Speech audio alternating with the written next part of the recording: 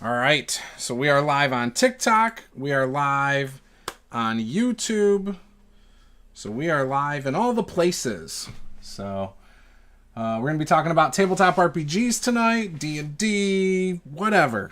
Whatever you guys want to talk about, role-playing game related. If you have questions for me, I will happily answer them.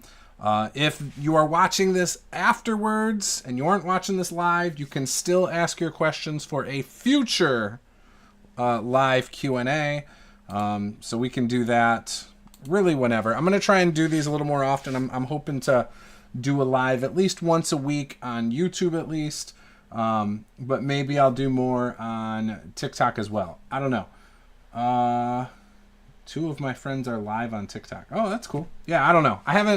Like I said, I haven't really done a lot of TikTok lives, but with it going out in a couple months, most likely, in January, I figured I'd do one. And if you guys want to join me over on the Red app, you can find the link up in the bio. But anyways, I do have a list right now of 15 questions, so I will be answering those. Some of them are, in fact, most of them are DM related, a couple player related, and then a few that could really be for either DMs or players as well. So, yeah. All right, so with that, let's jump into the first question. And if this is your first time here, hit that subscribe button and give us a like. I appreciate that. And if you like to see content like this where we just answer your questions, then participate. It goes a long way.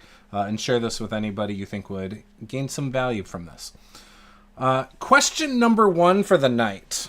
What advice would you give to someone running their very first D&D session as a dungeon master? So I actually was looking on Facebook earlier tonight while I was watching some sports. And I came across a post in a D&D Facebook group where someone said that their dungeon master decided to quit running for them and their group. And their group, I think they said, had 6 players.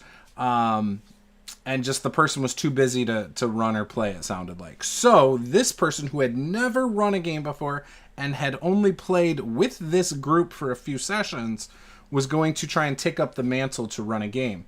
And I was trying to think then, what would I, suggest for somebody who's never played as the dungeon master? And, I will say this right off the bat. I don't think DMing is for everybody. For some people, it can be very overwhelming, and there can be a lot to it. For other people, they can just naturally pick up on it. I don't want to discourage anybody from giving it a shot. I think everyone should try it at least once, especially if you like this hobby. But I would actually say, if you're looking to get into it, I would advise, I wouldn't say run a published module. Okay, I saw that as the advice for this person in there. I personally, I have more fun running my homebrew stuff. I just feel like a published module, it feels railroady, especially when you don't know what to do. So I would not actually recommend that. I would, however, recommend looking through like a starter kit and how they lay out their adventure or whatever. And I say that because you can get ideas. One, you can get ideas for how it should be structured, things like that. But I would recommend not running it by the book. I would run it just, how you want to run it. I would if you want to take the inspiration from that adventure, say you're like, wow, this is really cool, I like this. Then take the ideas from it and port it to your own thing. I think it's easier to improv in a homebrew world rather than a world that you're going to be worried about not knowing everything. And that's where I think people get overwhelmed, because they'll go, oh, I don't know all the lore of this world. I'm going to have to read all these books and learn about, the Sword Coast and Baldur's Gate and Neverwinter. And, oh, crap, I've got a player from another part of the world, so now I need to know all about, El Terrell. And, you don't need to do all that. So I would just stick to keeping it simple. So in a perfect world, you're running your very first session, I would say make a town, come up with 3 hooks that could be around that town. You don't even have to attach those to any any of the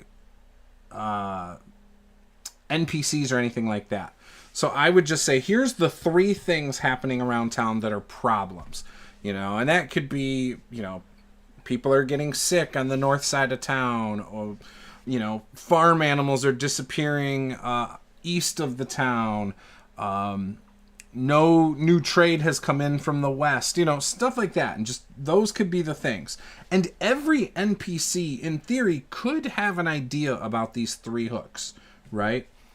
As the DM, yeah, you might know that, the livestock are disappearing because of certain creatures that have started to move into the area from the mountains, or giant spiders are nearby. You as the DM would know those things. As the NPCs, they wouldn't know why. They would just know, hey, we're hearing that this is going on. Get the players going in that direction, and then just go with it. Whatever the players decide to do, that's where it is. Like, oh, yeah, there are spiders in the barn over here. Or, you find a hidden trap door underneath the hay. It leads into the like a cave system, and there's goblins there, and they're the ones taking it. Whatever you want it to be. So I would say do something simple like that and build on it. Don't worry so much about having a story. You don't have to plan a story as a dungeon master. Just be reactionary, plant different things around the town. That's how I would recommend getting started.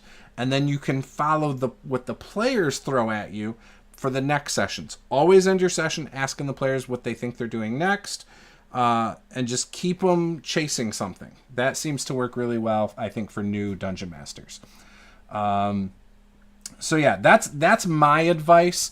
If you don't know all the rules and somebody else at your table knows the rules, delegate. Have somebody be your rules lawyer. And if someone questions rules, you could leave it to a table vote. The rules don't matter. It's not about winning or losing. That's one of the things I see a lot of groups struggle with too, where certain players at the table or certain groups feel like you're winning Dungeons and Dragons. And so I would also try to encourage them that it's collaborative storytelling more so than winning the game. And then if a player has a problem with a rule or a ruling, then, lean on the players that do know the rules. Ask them if that's the rule. Ask them if they think that that's the best way to handle it. Whatever. But don't be afraid to ask the other players around the table when you don't know what to do. But do that with, again, rulings. You can do that with other things too. Heck, if you don't know the lore of something, that's fine too. Sometimes, so I've had incidents in my game where players have asked a question about an NPC or a place. And because it might not be all that important, there are times where sometimes I will ask the player, well, what do you think? Or what would you like it to be? And sometimes let them explain it to you, kind of giving up some player agency. That's something that I think a lot of players, not all, but a lot of players do enjoy being able to contribute in that way too. And in fact, we've even had some house rules before where we've had story points. Kind of like if you had inspiration, you could use it as a story point too. Like, oh, I know that NPC. That's a distant relative, or, whatever. Or it's my enemy. Things like that, just to add some more fun to the game. Question number 2. How do you prepare for a game session, and how much prep time is really necessary? This varies from person to person. What one person needs to feel ready for a session is going to be completely different than another person. I have a terrible memory. So one of the things I do is most of my games, I tend to record. Luckily, I stream most of my games. But what I do then is the day of the game, I try to listen back to the last session. And after a session, I'll take some notes about what happened. But I like to watch back the previous session, take notes. If there's anything I noticed that certain players really seemed interested in, I will then make a note about that to try and get them going down that path sometimes, or give them some closure on that thing that they were clearly interested in. The other thing I do is I always ask the players at the end of a session, where they plan on going next time. I usually do this after the stream ends. Usually, sometimes I don't. But I will then ask the players, hey, you guys were talking about this and this. Of those two things, where do you think you guys are going in the next session? And so then when they tell me, I then make a note at the bottom of my page of my notes from that session, and I say, players heading towards X, whatever X is. And that way I know to start thinking about X before that next session. Usually I'll talk about it that night with my wife or maybe some of my friends and see what they think. I like to bounce ideas off of people. And then I'll take inspiration from stuff, whatever it is. And then when I get to that day of, I watch that last session, take those other notes, and then I'll make new notes and be like, okay, I know they're going there. And depending on what the makeup of the previous sessions has been, might also dictate what I plan for that session. So for instance, if we have went through tons of tough combat session after session, for whatever reason, maybe it was like a dungeon crawl for the last 3 sessions and it was a lot of combat and maybe some puzzles, I might go, okay, in this session, I think because the players are going to this place, I need to give them some role play encounters. So I might have they'll be marching down the road and they come across a rickety old tavern that's in the middle of the woods and nothing really is nearby except for maybe like 2 or 3 houses.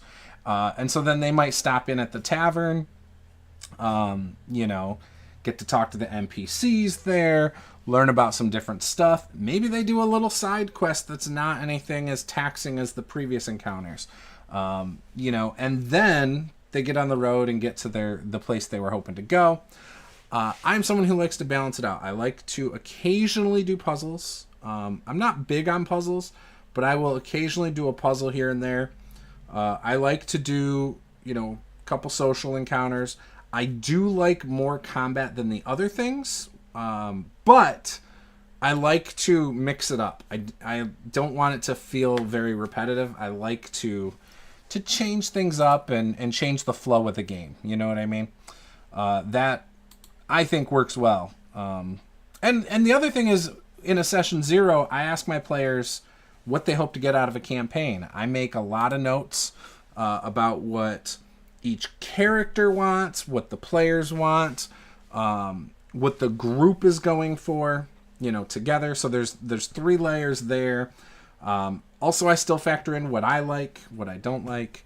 But yeah, and so then when I write down my notes, my notes for a session, a 3 or 4 hour session, usually a page, maybe 2 pages if there's a lot of things.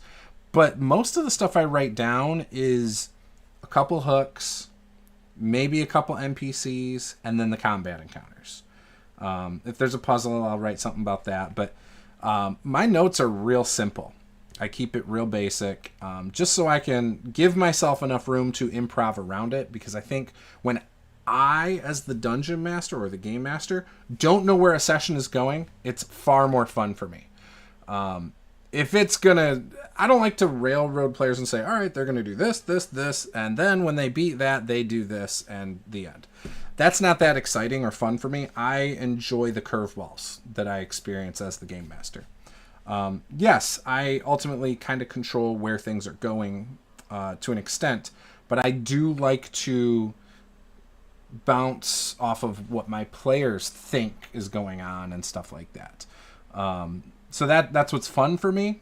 So yeah, but prep time, I mean, if I didn't have to watch my previous sessions, maybe like an hour and a half for a 3 or 4 hour session. Which isn't very much, I think. I know a lot of DMs who they prep basically as much time as they play. So if they know they're going to have a 4-hour session, they'll prep for 4 hours before a session. Whereas for me, it feels like I do just because I watch back the previous session. Usually I watch it back on 1.5 speed on YouTube. But yeah. So yeah, that's kind of how I do it. I do plan on doing a full-on video on how I prep a campaign. And I also plan on doing a full video about how I prep a specific session soon on my channel. So stay tuned for that. What should a new DM focus on when building their first homebrew world? That's tough. I can't say there's any one thing. I like the idea of starting small and going big. So micro to macro. And the reason I say that is, so I have one major homebrew world I run my games in. It started with a map of an area that I thought was cool back, I don't know, however many years ago. And didn't even know that I'd actually run a bunch of games in it. And eventually I started running games in it. But I started small, and then I started thinking, like, what do I want in my world? And I've taken a lot of inspiration from other things. But I would always say, especially if you're doing this for a new campaign, I would start small. Start with a town. Start with what's in every direction around it, you know. I would probably have, like, I don't know, 8 different things around it. So, like, north, northeast, east, southeast, you know, like, decide what you're going to have outside of that town in each direction, you know. So you should have about 8 directions, right? And based on that, you can just slowly branch out how you want, based on what you're inspired to do. Plan, like I said, those three hooks or so. Come up with some cool, a few NPCs, less than a handful of NPCs for that town. You know, really focus on making that town interesting. Because if you're starting a new campaign, you're going to, in theory, your first 5-6 levels should really be centered around this smaller locale before they decide to go out for bigger and better things. Maybe it's all about saving the people of this town. Maybe it's about not even saving them, but keeping them safe from something that is nearby. Maybe it's a dragon, you know. Everybody loves dragons, right? Maybe it's a undead, you know, something nearby that can be a grave threat for a town. Whether it's because it's going to eat all their food up, or it could just destroy their town, or whatever. So, or it prevents trade from getting to town and they need trade, you know, whatever.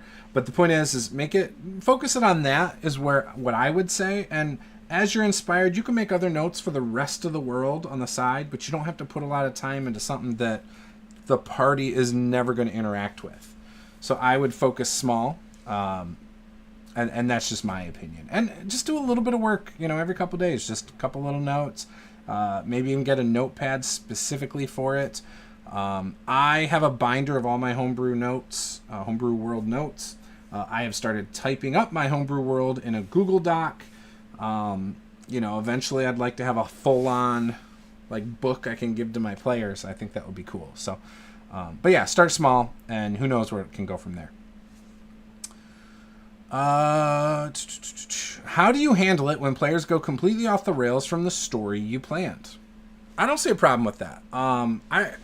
I don't think you should worry too much about the story you have planned unless at session 0 you all agreed that the story should be about something, I don't know, again, let's just say dragons. They want it to be about dragons.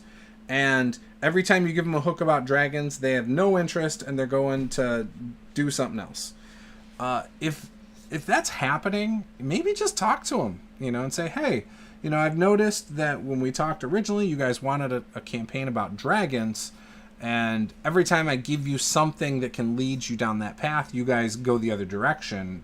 Do you not want it to be about that? Because that's an easy fix. You know, there could be another adventuring party that the party comes around, and maybe it's a bunch of dragon slayers. And if this group doesn't want to do it, then that group can go do that. And so that could also be a fun little interaction.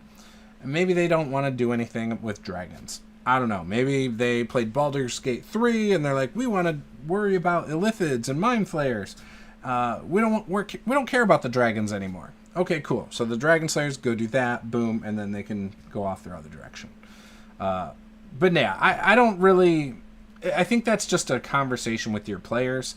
You know, if they're blatantly not going or following your hooks. That's the other thing. If they are not following your hooks, there's usually a reason. Either your hooks aren't that interesting, or they are just not interested in those things. And just ask them. They'll tell you why. It could be that they don't think their party is strong enough to handle those challenges. It could be that, they don't feel like their characters are ready, or it's not what their character would do. Well, again, if it's not what their character would do, ask them what it would take, because that's what you've put all your time and effort into.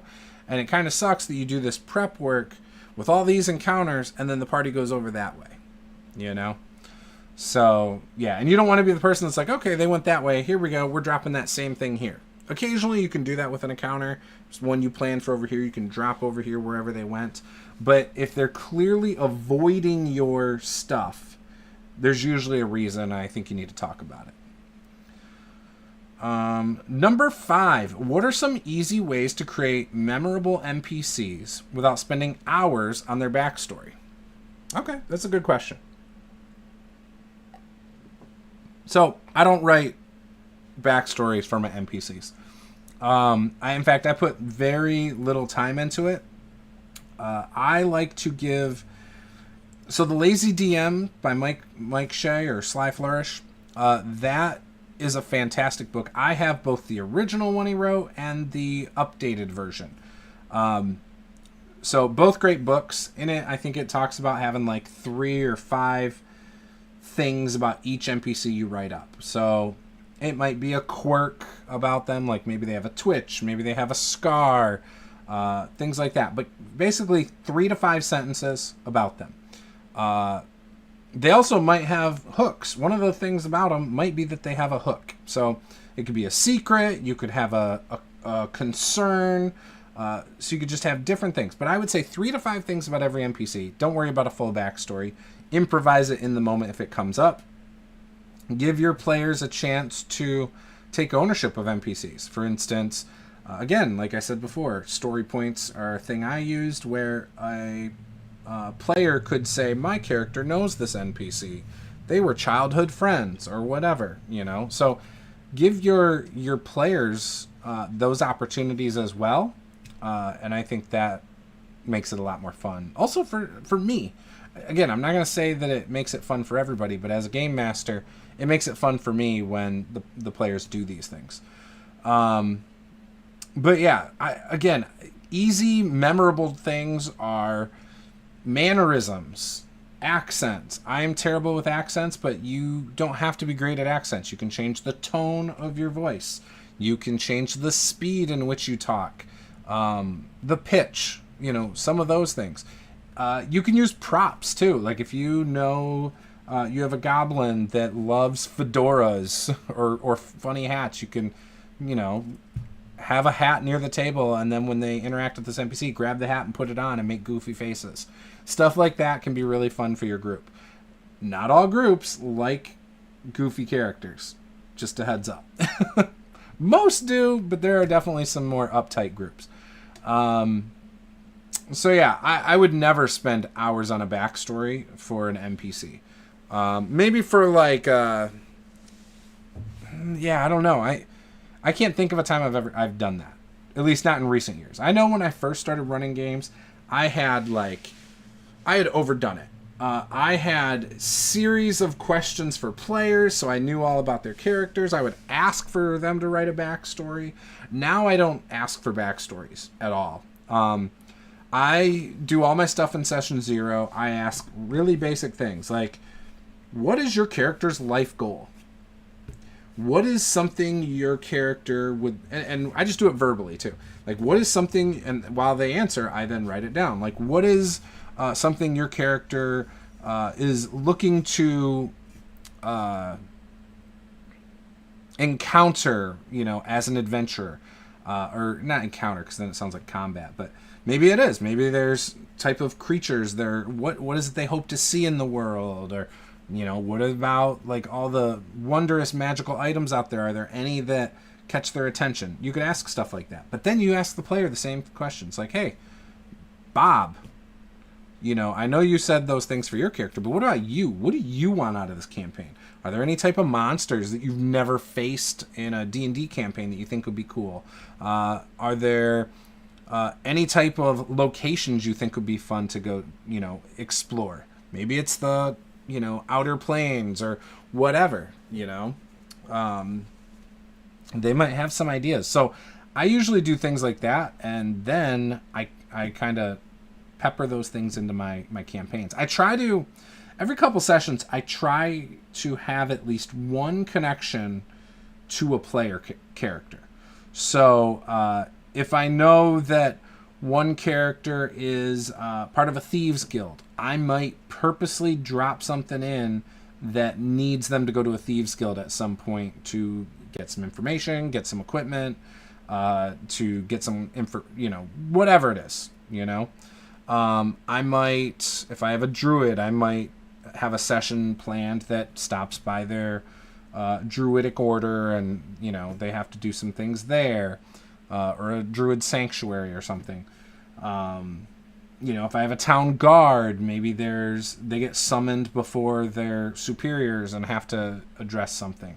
I don't know, but the point is, I do stuff like that, and all of that comes from session 0 questions and just understanding what they made their character and why they made their character that way.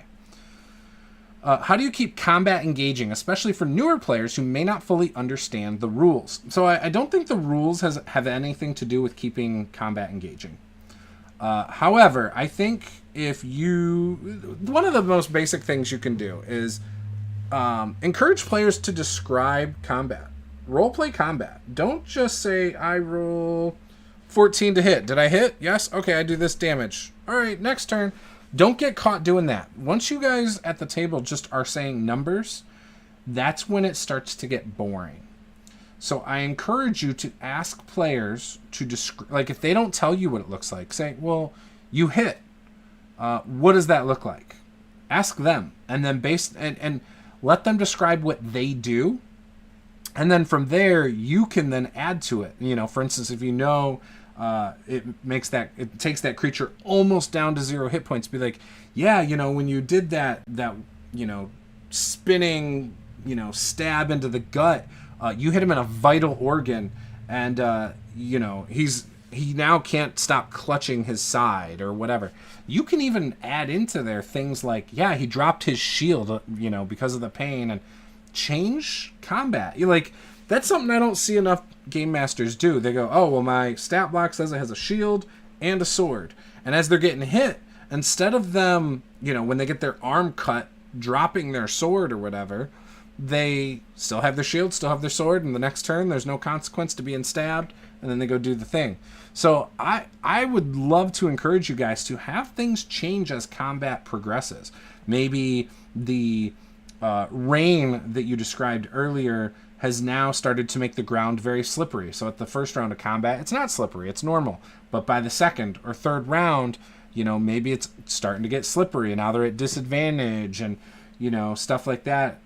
They run the risk of slipping, and, you can add some things to that.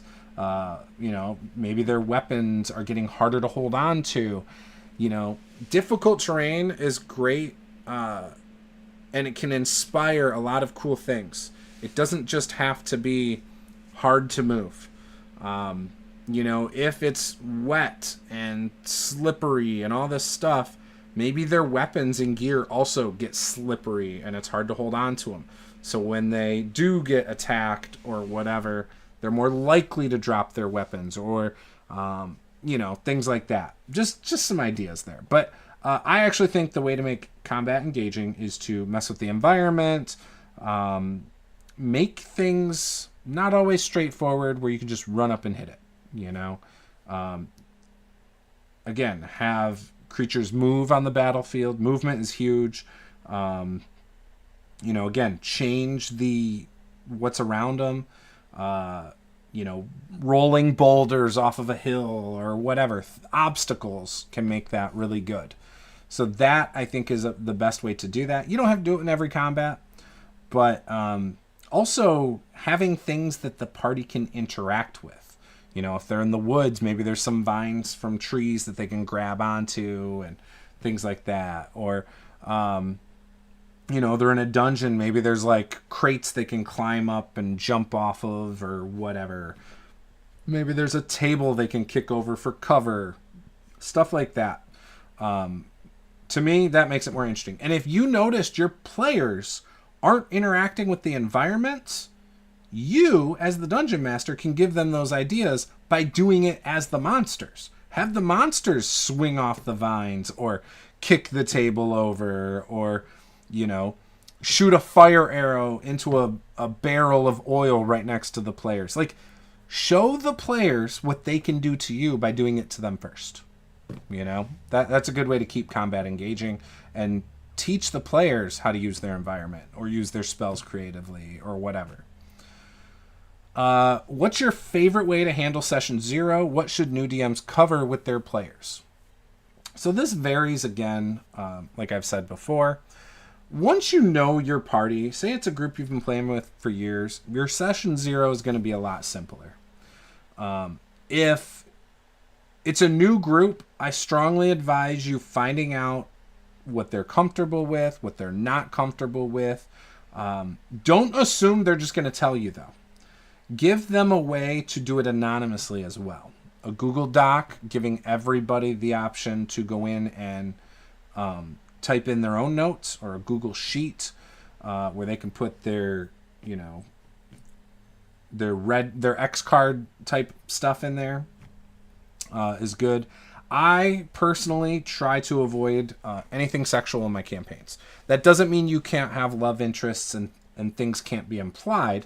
I don't want to role play with the players at my table in a sexual way. I don't really want to flirt with most of the players in my games. Stuff like that. Like I might, but it's not going to get too graphic, I guess is my point. And I've found that by me doing that, it makes it easier to have a more clean table without a lot of issues with that. But understanding phobias of your players is a big deal. I played with a player a few years back, and I didn't realize they had such phobias of bugs. And one of the theme of the campaign was that the forest was sick. But part of that gave me these... So I had the idea for these parasitic stick bugs. That kind of, if you think of them, they kind of are like intellect devours. They would like get into people and take them over and control them. And, so I described these black sticks that move, and they actually are like a parasite. Yeah, anyways... I didn't find out until many sessions after this was happening over and over again that this one player hated that. And it really did freak them out. And so it's the only time I've ever had something like that happen. And I felt so bad. And I wish they had told me sooner. I actually thought they were just like... I thought their reactions were just them having fun and getting into the game. I didn't realize they were legitimately creeped out. And so I felt bad. And then I stopped using those after that. With them. With that group. So anyways, I would say always figure out what your players... I say start with the stuff they really don't want. Make that list very clear for yourself as a dungeon master that you do not touch on phobias or traumas or any of that in the game.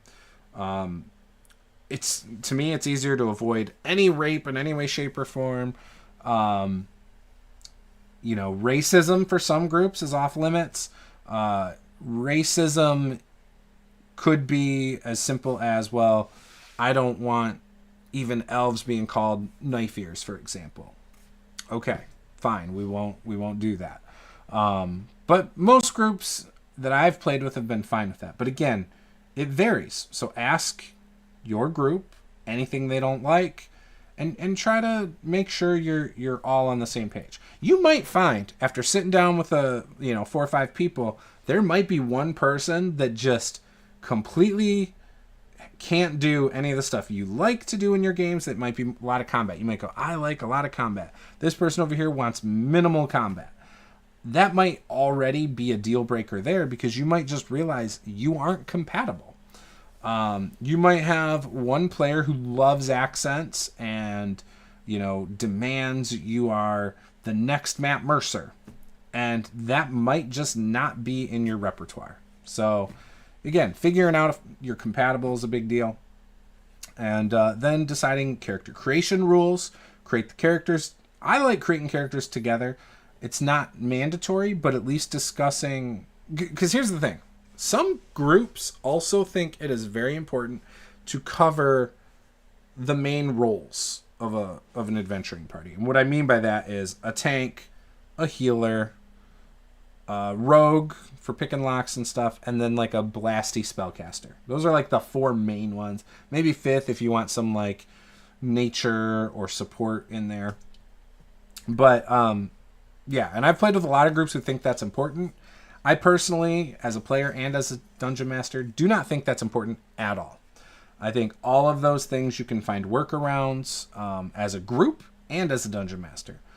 If you know your group is making characters they want to play and isn't worrying about composition, and you know there's not a healer, give them other means for healing. Maybe it's scrolls, and depending on your game system, make sure that it is possible for any character to read those scrolls, or give them potions, or give them access to, an NPC that can offer up healing. Maybe that NPC always stays in town. It's just a priest, and they do something for that NPC, and the NPC says, anytime you need anything, just stop by. I will gladly help you out free of charge or for minimal charge, and one, it's going to give you, as the DM, something to have them spend their gold and treasure on, which a lot of times in tabletop RPGs, it just becomes hoarding.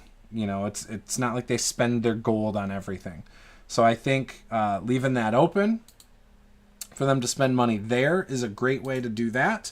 I think, they could hire NPCs that can, be their guides and scouts. So you wouldn't need necessarily a ranger for tracking and stuff like that. They could hire that out. Again, it's a gold sink. Get rid of it. But I don't think you need the main roles covered. You could play all fighters, all dwarves, and have a fantastic time in a campaign. You find magic items to heal you, and heck, starting the campaign all as the same thing would be cool, and then letting them decide what they wanted to multi-class into, or how they wanted to build the character out with leveling up, to try to be a little different from each other. Stuff like that is cool, and over the years, back when I had the one-shot group on Facebook, we used to play all sorts of one-shots. We tried so many different things, and I honestly feel like some of those themes we did were some of the most fun sessions we ever had. At least for me, playing like a party that was all unified with one goal. We were already connected based on the theme of everything. Was a lot of fun. So yeah. But yeah, so I would definitely cover what their X card would be and things like that. Make it feel safe for everyone in the group to express what they like and don't like. Give them an anonymous option as well. And then also figure out how the party is tied together. I like to have each character know at least one other character. So we go around the table. I have random roll tables that I've made, that I've given to my patrons for free. And what I do is I have, everyone roll for how they know the person to their right. So obviously it's actually 2 connections, because you know the person to your right, you know the person to your left. And some of the fun ones are like, used to be hunting buddies, used to share a common love interest. So they're like rivals for a love interest. Stuff like that. So, and I think that also lends itself to role play. And anything you can do to bring out more role play between your players always is helpful. So yeah. Next one. How do you deal with a player who wants to be the main character and takes over the session? Ooh, this is a tough one. Let me think on this for a second.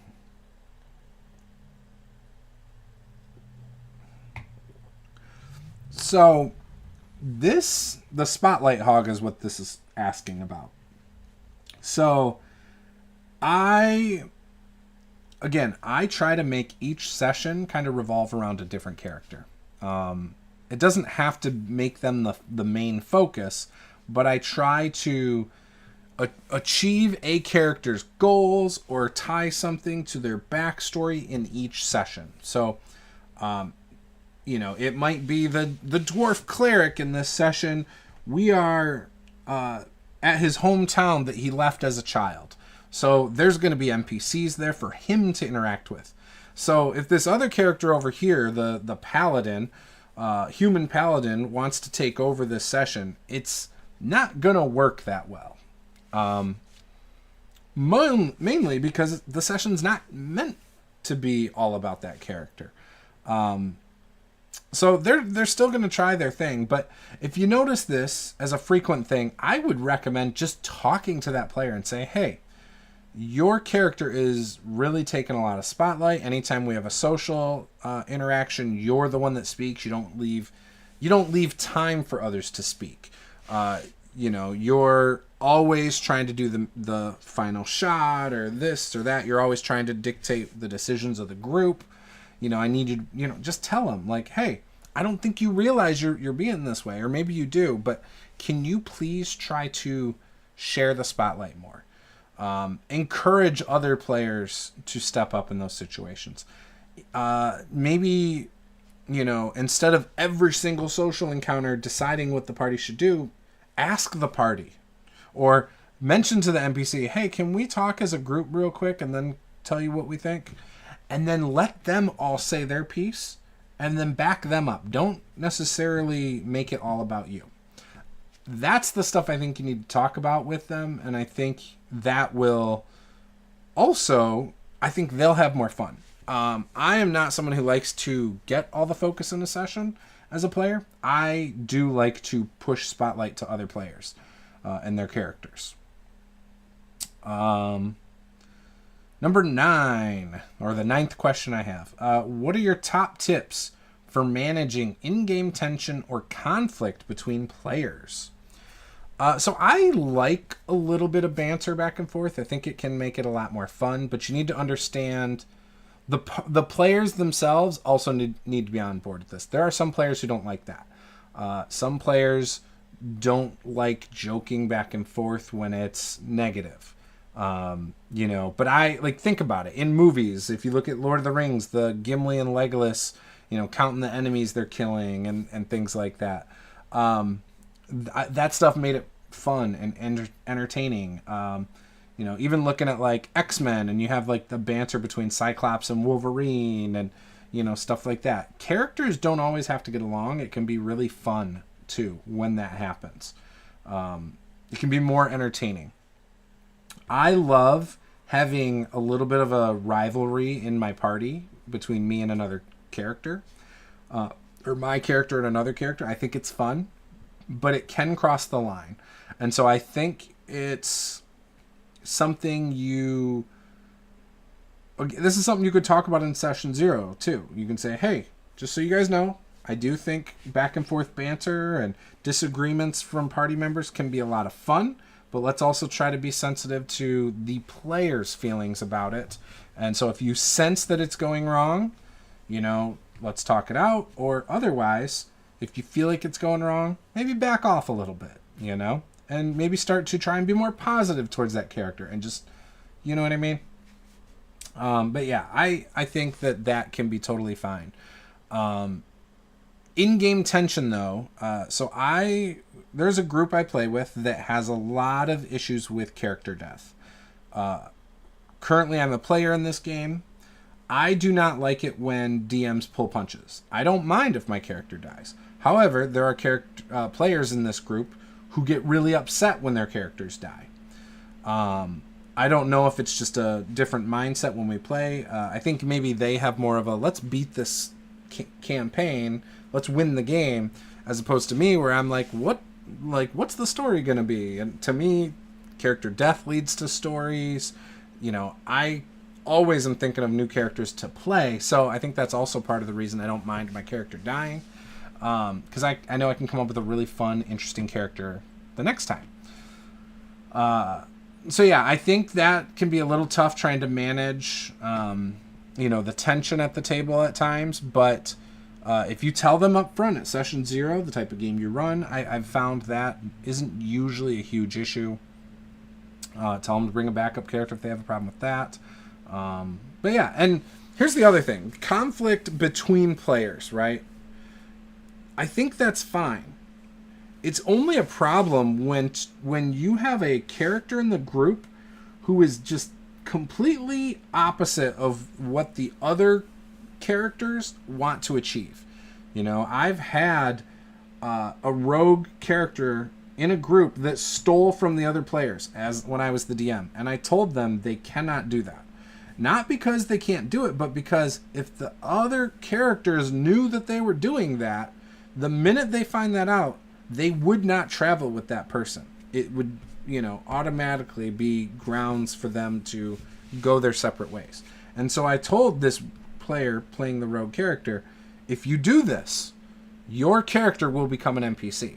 I had 2 characters become an NPC in my previous Tyranny of Dragons campaign because they were doing things the rest of the group didn't agree with. So I have done it before. But yeah.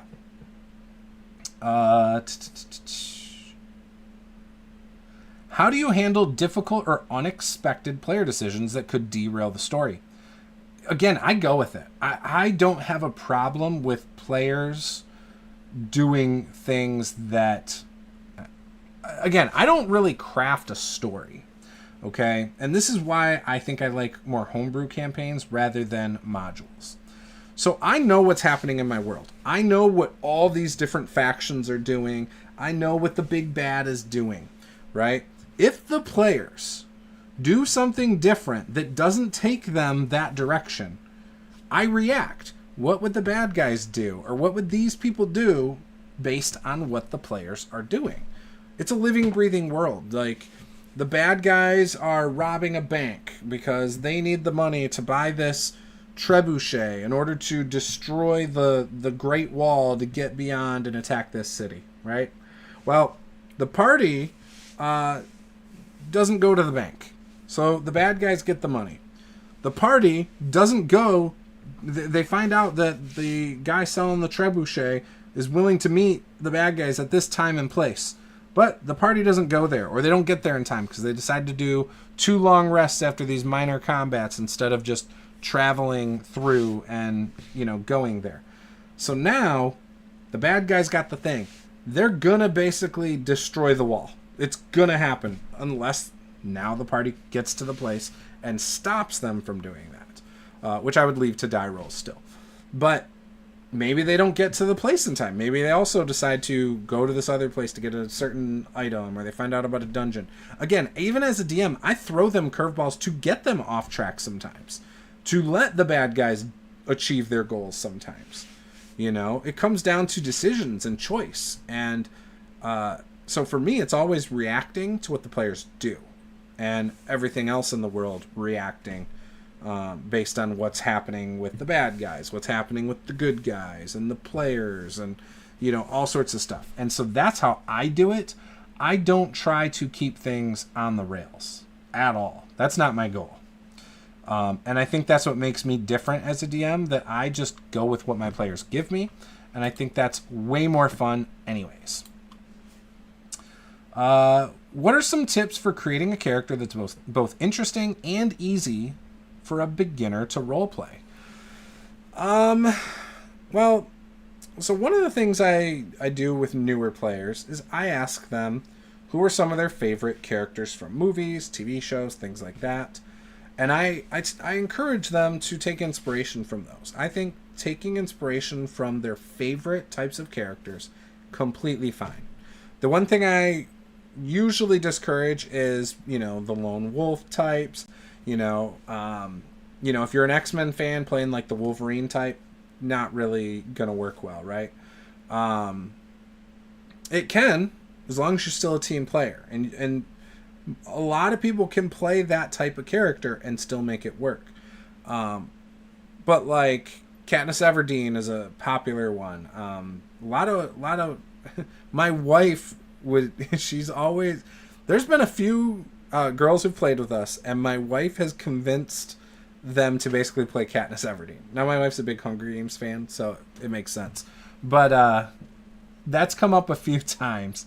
So it's always like a rogue or a ranger with the bow and, things like that. In fact, we had a bard with a bow once, too. But, just play a character inspired by somebody you know. Or play an extension of yourself, If you thought it would be cool to, whatever, be in a fantasy world, like, exaggerate yourself. Just play yourself. And have fun. That's it. Don't worry about what people think. Just have a good time, right? And don't be disruptive. And if you pick up that you're getting some hooks to do something, go along with the hooks. But yeah, that's I think what I would do.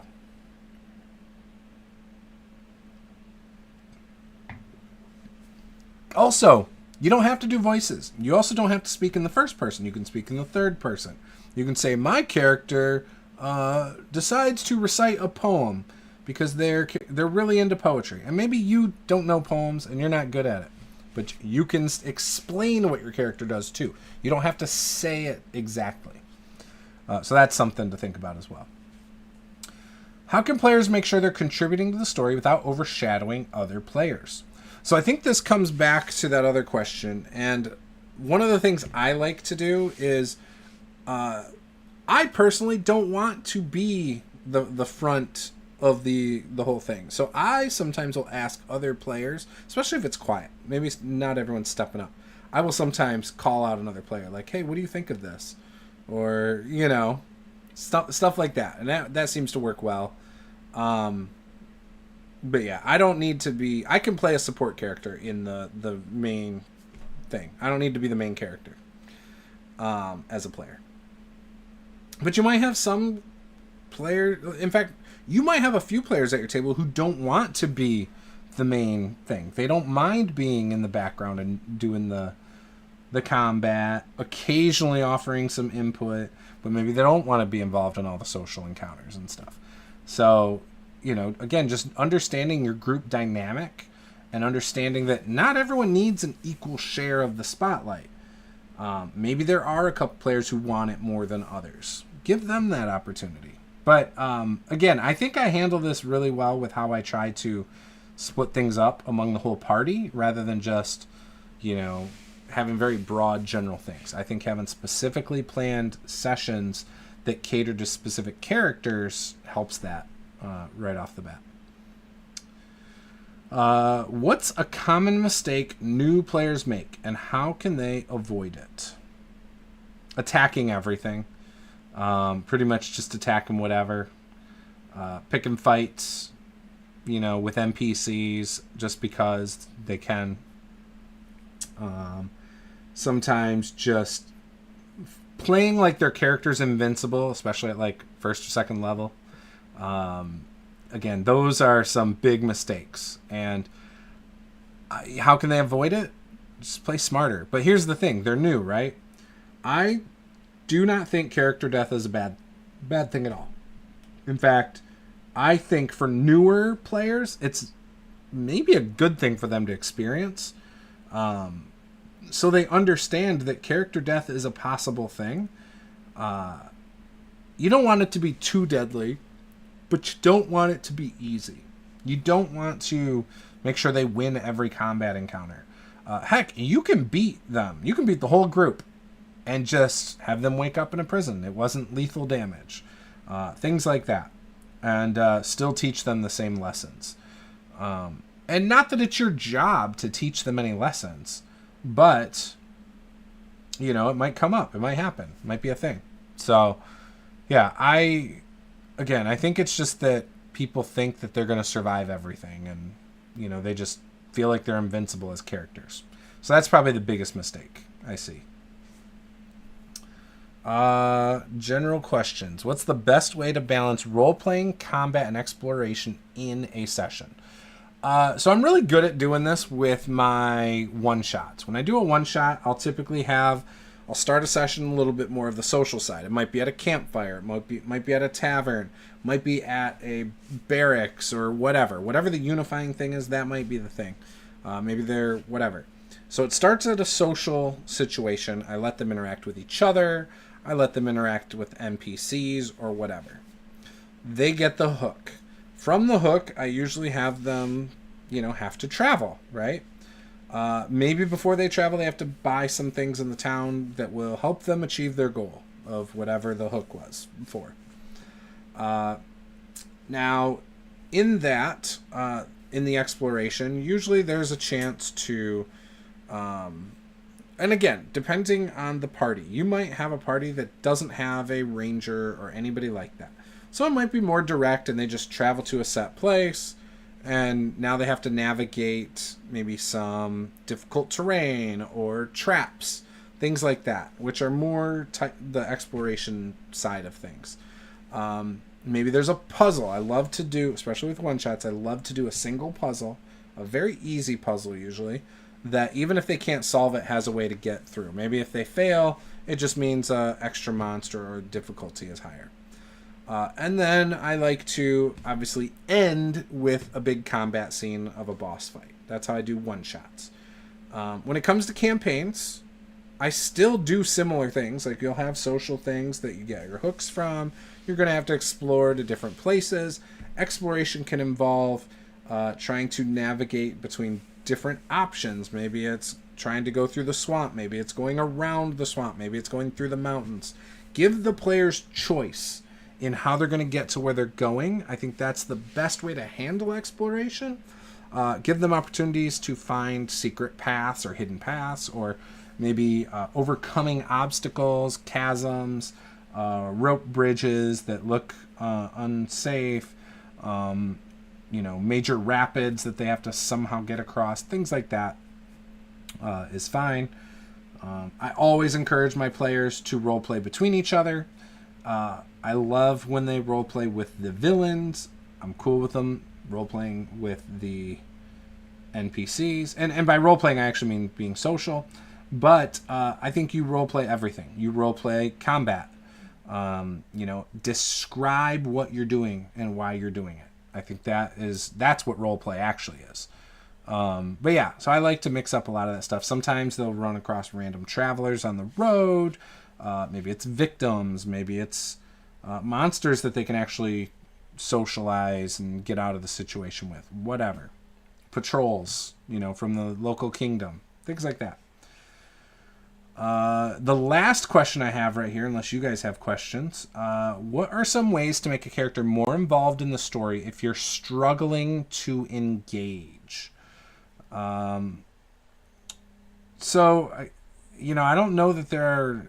Again, I usually cater to my player characters as it is, based on session 0. As a campaign goes on, you might find some players just seem fine going along with things, and so you won't bring it back to them necessarily. If you have some characters who really seem to latch onto those things, maybe you pander to them a little bit more because everyone seems to enjoy that. You kind of find as you play, there are sometimes there's characters in your group that all the players really enjoy. And so then you use them more. But you can also do some pre-planning. Talk to the player outside a game that you want to be more involved and ask them what they think. Are they happy with how things are going? Do they want a more specific tie, to the story that's starting to unravel and evolve in the game? Maybe you're fighting a death cult and that's what's been going on this whole time, and you have one character who hasn't really been involved much with their backstory with it or whatever. And so then you sit down and talk to them and they go, yeah, it would be cool to be more involved. And you go, okay, well, what can we do? Like, collaborate with them. Ask them for their input. Maybe, you pitch the idea like, hey, do you think it'd be cool if you found out like a relative or an old friend is actually on the villain side? Like, is that something you're going to want to interact with? And should we do that and have like this tough moral decision? Like, should you even fight because it's like someone you care about? Or are they going to not strike you down because they care about you? Like, are they going to, ask that one player in your group if they want to explore stuff like that. See what they think. That might be really cool for them. They, might want that. Or maybe they, I've had players who wanted their character to be part of the bad guy's side. And so after a while, we've flipped them. Now, I did that with superhero games. I haven't done that with D&D, but I could totally see doing that. I did make 2 player characters. Once one player left, and one because the player, I made him make a new character because his first character wasn't aligning with the group. So I had 2 player characters become villains in my Tyranny of Dragons campaign, and that was really cool. So everyone seemed to enjoy that. But yeah. So there's a lot of ways you can do it. A lot of ways that you can get the player more involved in the story. So, yeah, that's all my questions that I had going into this. It doesn't look like anyone's given me any new questions. So we've been live for about an hour. So I hope you guys have enjoyed this so far. This is your last chance if you want to get any questions in, or something you want me to weigh in on. Let me know. I'm live on TikTok over here and YouTube over here. YouTube is where I'd rather you guys watch me, but if you're over on TikTok, thanks for joining and watching tonight. Looks like we got 86 likes on TikTok. Wow, that's pretty good. That's real cool. I don't really know what's going on. I'm not familiar with going live on TikTok. I don't do it enough. I will be doing it a little bit more up through December, maybe into January. But I don't know. I don't know.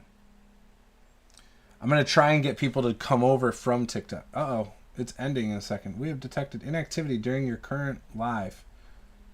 What? It's detected inactivity on my live. Anyways, I will be going live on TikTok up through December because I know that TikTok's going away probably in January. So it would be nice to get people from TikTok over to YouTube to watch more of our lives over here. And maybe I'll go live on Twitch as well. I don't know. I haven't done that in a long time either. But with that, guys, I am going to end the stream. Thank you all for watching. Be sure to give me a like, subscribe, and we will see you guys next time. Game on.